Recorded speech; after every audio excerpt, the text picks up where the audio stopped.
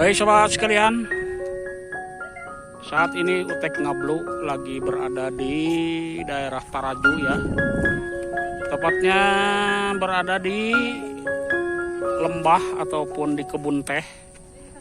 Dan yang mana di kebun teh ini terdapat spot yang lagi lumayan viral, yaitu ikon Taraju.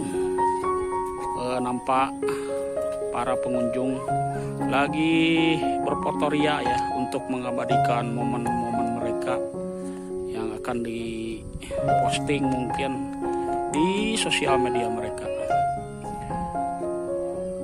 Baik sobat sekalian, itulah update terkini kebun teh ikon Taraju yang ada di daerah ya Taraju. Yuk, bye ah.